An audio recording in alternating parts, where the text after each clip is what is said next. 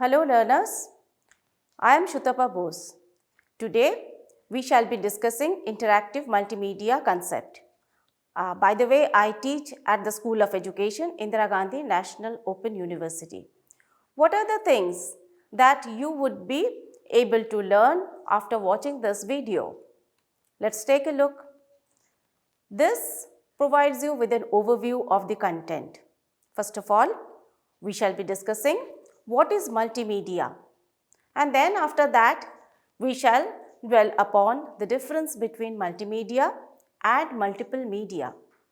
After that I shall narrate a case very briefly so as to clarify the concept of multiple media approach, and then the next thing that we shall take up would pertain to elements of multimedia, and then finally we shall deliberate on strengths of multimedia courseware and the limitations of multimedia courseware.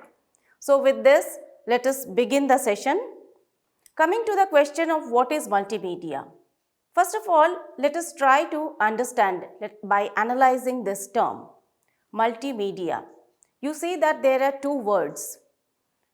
One is multi and the other is media. You may be aware, you are likely to be aware of the meaning of multi. Multi means many, and media is the plural form of the word medium. We say medium when there is only one medium, but the plural form, just as I have said, would be media. Then what is multimedia?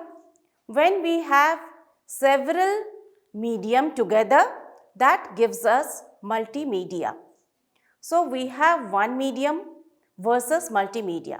I would like to give an example at this point. Well, in the morning you may be reading the newspaper, and now that radio has made a big comeback, we listen to radio programs. Whether it is the newspaper or a radio program, there is only one medium involved. The newspaper speaks to us using the print medium. You may be reading books, self-learning material in print medium. So, herein we use only one medium. Similarly, when we listen to radio programs, there is just one medium involved. What is it? It is the audio medium. Now think of a situation. You are watching a film, maybe on the television or at a theatre. You would find that it begins with a credit page with text. Who is the producer of the film, who is the director of the film, who is the songwriter, who are the actors, and many other such things would scroll down when you see the credit page. So there is the use of text. Text is a medium. We may say that it is a print medium. And then there would be audio. There is audio medium as well. There would be dialogues in the film. There could be narratives delivered by one person or more. And there would be images, visuals. The visuals could be still image, or there might be a situation where you would find that animated images are used. For example, this duck. This is an image of a duck which is moving. So this is an animated image. Whereas this man, the image of the man is a still image. Why? This is not moving. Now you see that there could be other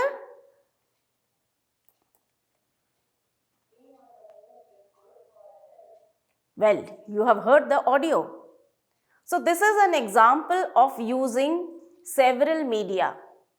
The visual, which is again in the form of still images and animated images, as well as there is audio and there could also be videos. This is the concept of multimedia, when many media are used together. And you see that there is also a caption, walking a good exercise. This is the text part. In all, we have a text, we have an image, we have a still image and animated image as well. All these media together form multimedia. But then again, there is a question. You see here that what I have done is that in the previous slide you have seen that the media had been used separately. If we go back to the previous slide, you will find that there is the use of various media but separately. The images or the visuals are separate, the audio is separate, the text is also isolated. Therefore, multiple media have been used but in isolation from each other. These have not been integrated. Whereas what we find now is that we have used the very same media to communicate the very same message. What is it? Walking, a good exercise. But we have integrated. We have put them together. There is a blending. Let us see what's there in it.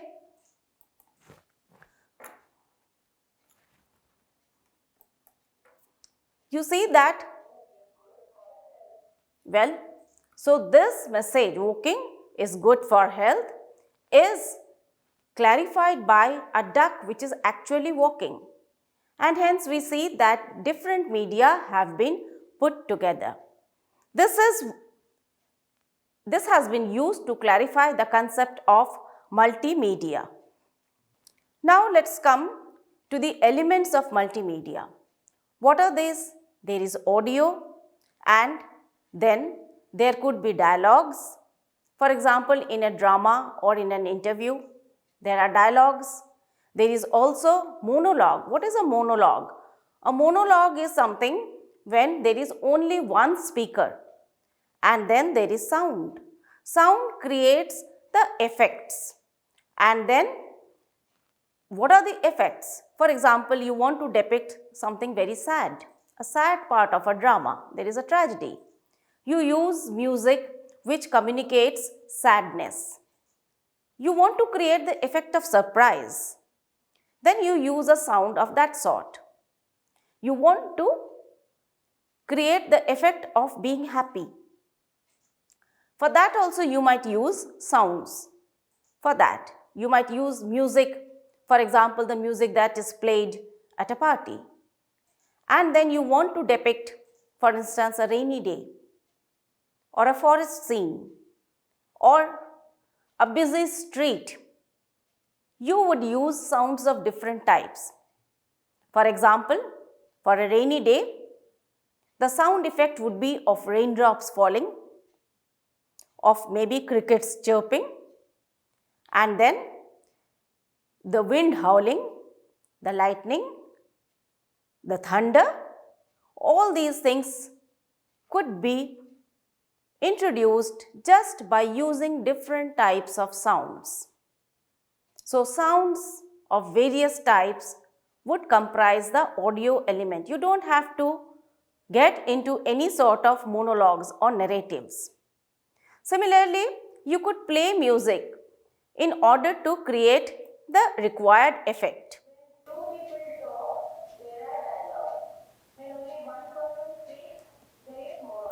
You see, this explains the difference between dialogues and monologue.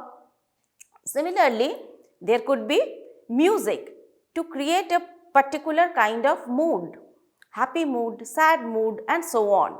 So, what is important in multimedia is that we use audio as an element of multimedia. Usually, audio is there.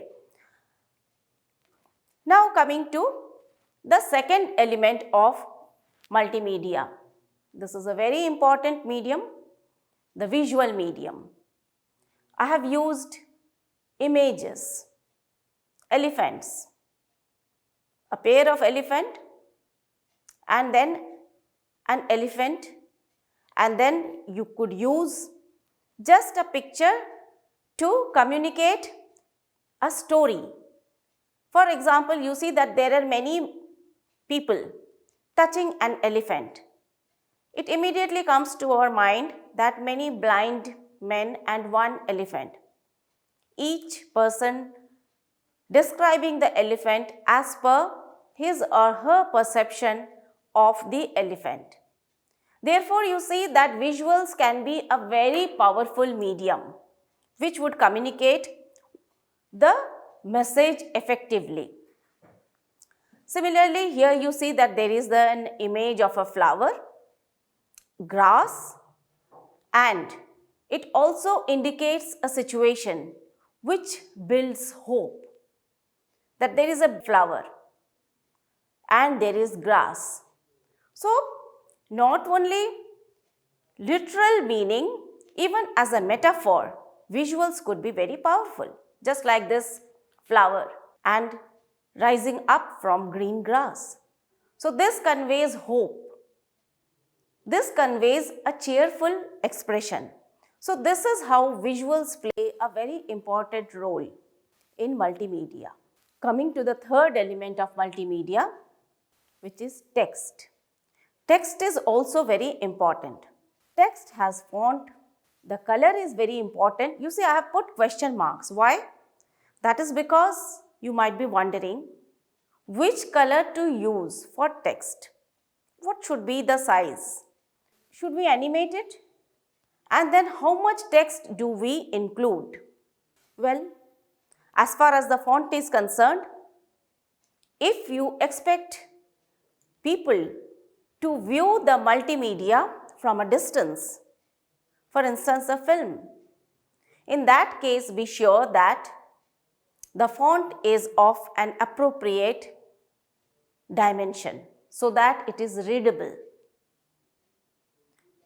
Very small size font would not be readable or it would cause discomfort while reading.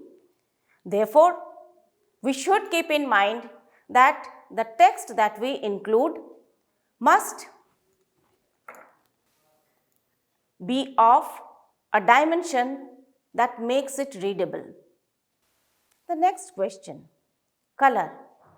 What should be the color? Well, if you have a light background, it is a thumb rule. If you have a light background, go for a deep color. And it is the other way around. If you have a deep colored background, then the text should be of a color which stands out. Hence, the color should be such that the text that you use stands out. It is clear, it is readable. And then animation. You might have seen people using animated text.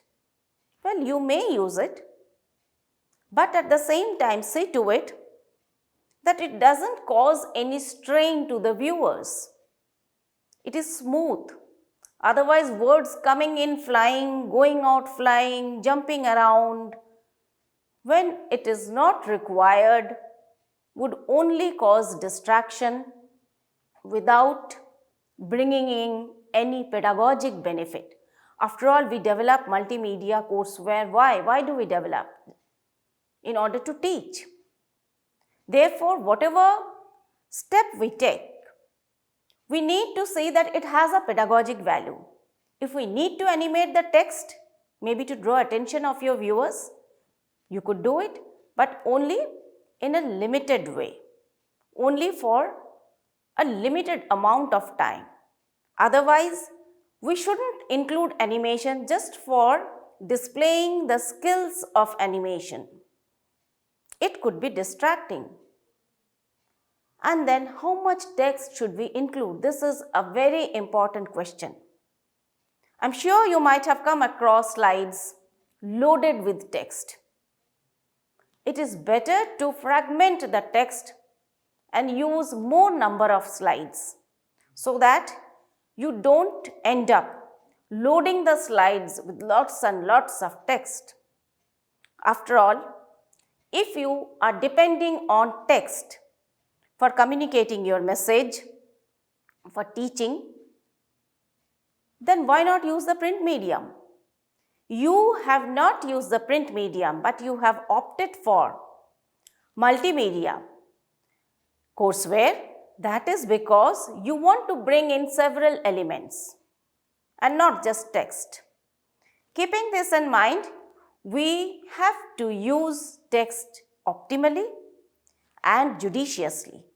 Therefore, again a thumb rule, it's better not to use too much text.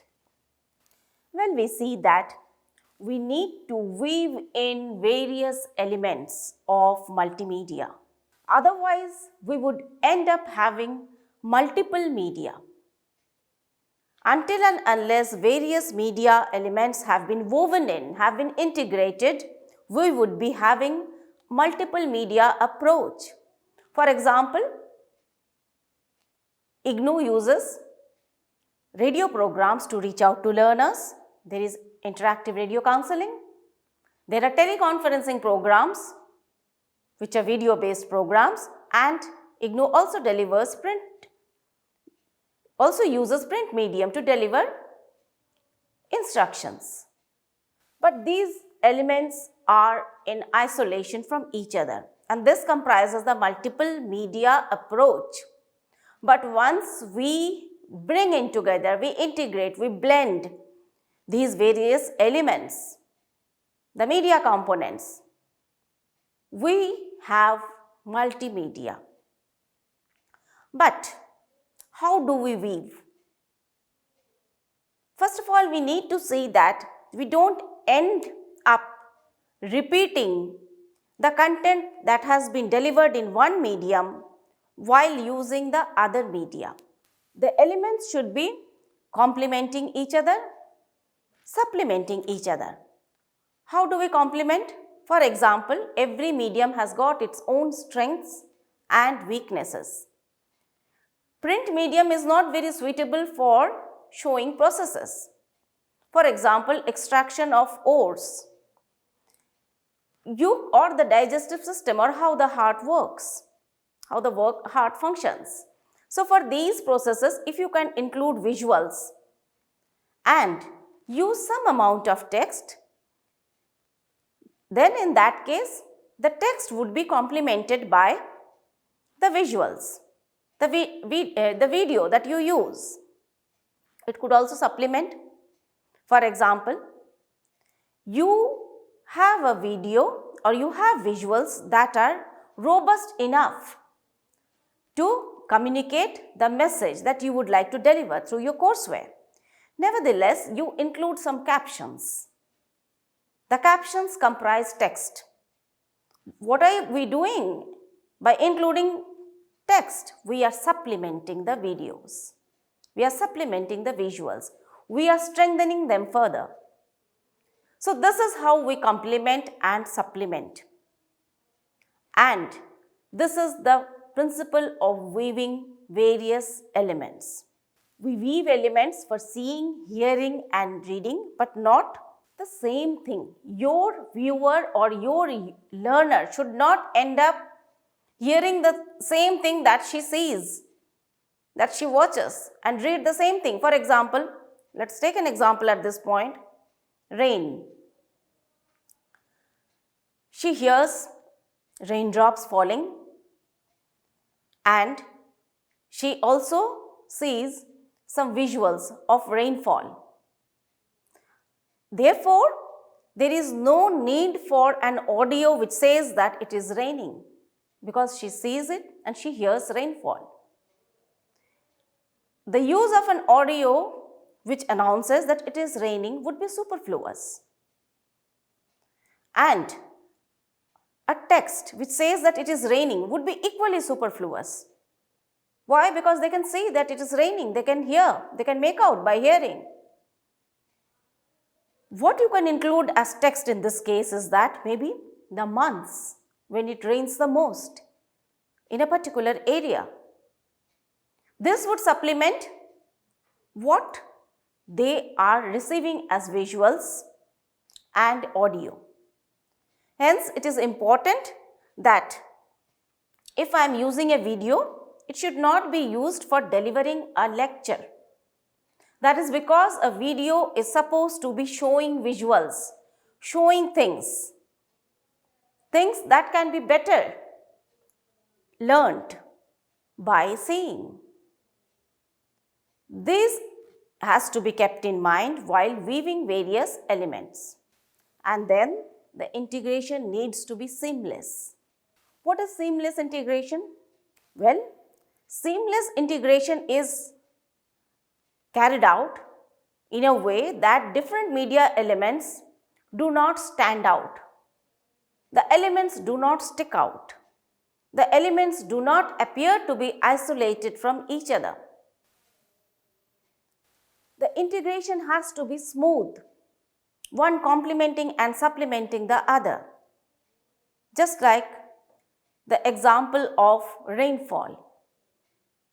Your viewers or the users of the multimedia can listen to the rainfall, can read the text, and they can see the visual. This is called seamless integration. If your text announces something which is not in sync with what the learners are watching or what the learners are hearing, it would not be a seamless integration. Therefore, what is woven is important. What sort of visuals you are bringing in, what sort of text you are using, what sort of audio you are using. This is important. The elements that you bring in must complement and supplement each other in a seamless way. And this is how various media elements are woven together. Now coming to another important aspect of multimedia. What are the strengths of multimedia?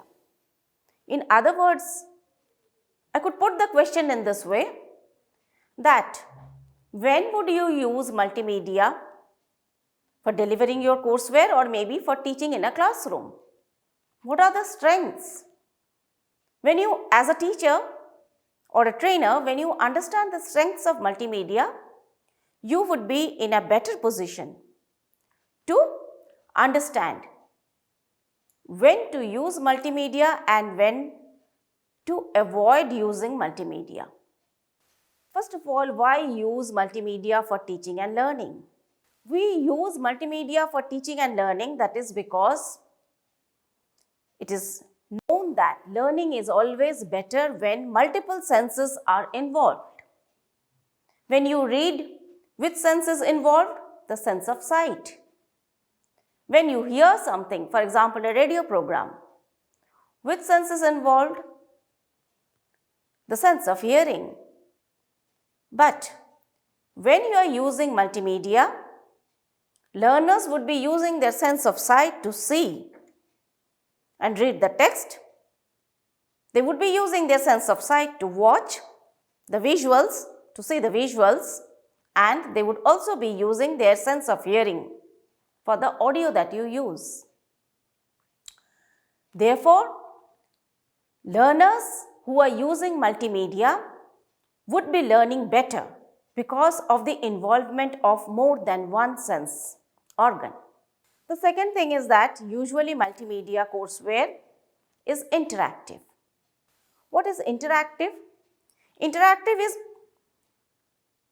a process. Interactivity is a process when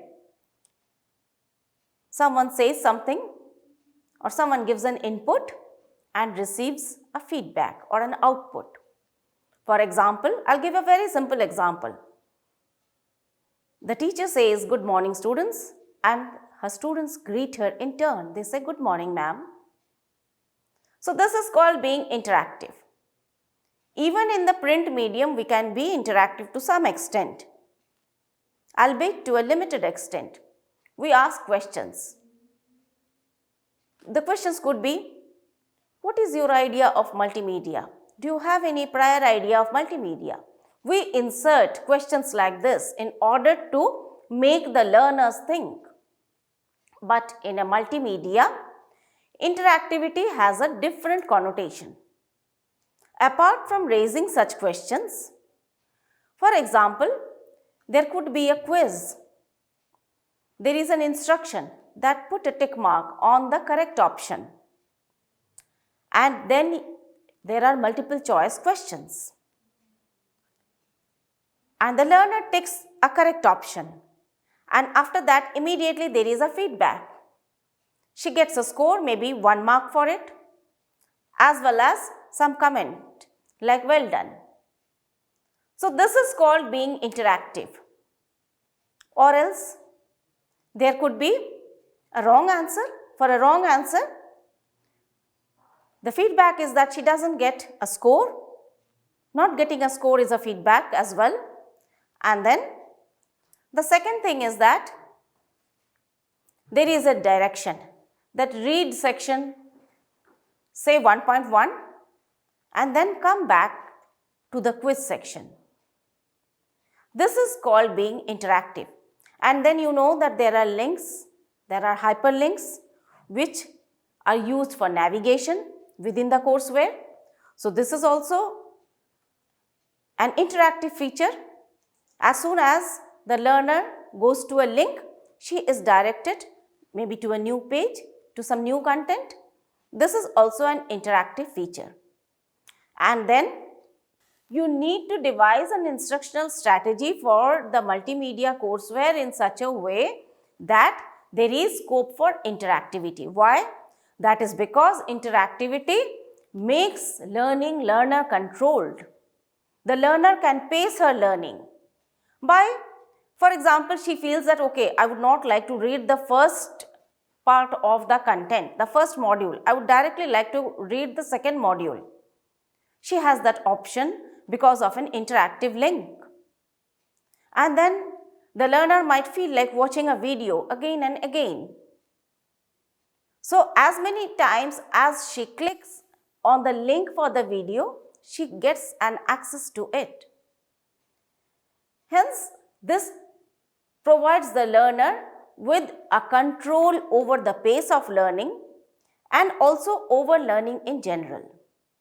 And then she gets the scope for navigation, and as I have said, that pace of learning is also controlled. There are many more strengths of multimedia. It can arouse and sustain interest because you are continuously bringing in new stimuli. There is an audio, there is a video, there are visuals like images, animated images. So when an object is animated, it would naturally draw attention. And drawing attention is key to arousing interest, and by constantly changing the stimuli, you are in a better position to sustain your learners' interest. You are in a better position to keep them hooked to the content that you teach, and this enriches the learning experience. Various types of experiences are built in. Coming back to the example of rain, you show them rainfall, torrential rain, and then they hear raindrops. The experience of raindrops falling, and there is also a text supplementing the information. The learning experience therefore gets enriched, and you are providing more information through a single courseware, and you also elaborate and reduce the need for verbosity. Instead of delivering a lecture of half an hour, your lectures could be restricted in duration, and visuals, text, these things could do the talking. The audio element can make it possible to stop lecturing while the learner listens to the audio that has been inserted. So these are some of the strengths of multimedia. There are other strengths as well. You can't take your learners to difficult places, dangerous places, or arranging a trip could be costly. And then, for example, there are experiments. Now that because of the pandemic, schools are closed, institutions are closed, people don't have access to labs. Otherwise also, carrying out some experiments in the laboratory could be costly, could be dangerous. Dissecting live specimen. This is not at all an animal-friendly way of learning science. We could do away with these things by just using multimedia, by showing them. You can build in simulations and they can practice, they can see, they can watch, they can do the experiment. You can take them on virtual trips, for example, architectural trips for teaching architecture, for showing them natural phenomena like volcanoes, and then a tsunami maybe, but otherwise is it possible to take your learners in order to show them tsunami or a volcano which is active? But a multimedia courseware can provide them with the virtual experience. You can take them to difficult terrains, hills, deserts, and so on. But there are limitations as well. What are these? First of all, building a multimedia courseware is not easy. It involves a team of professionals. Professionals for developing videos, for developing audio programs, for recording, for editing, and for instructional designing. All these things would require a team of experts, and therefore you need a big team. This involves cost, this involves expertise. And then there is also a danger if we focus too much on graphics and sound instead of the content and pedagogy, we get distracted and we may end up distracting our learners. They may get defocused. Therefore, this requires a lot of experience to build in, to weave the elements carefully.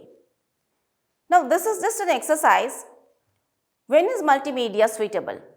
For calculating percentage, laws of motion, constructing triangles, teaching them about latitude and longitude, about volcanoes, for narrating stories to children, for teaching pronunciation. You could ponder on all these points and then have your own reasoning for deciding whether or not to use multimedia. So with that, we come to an end. Thank you.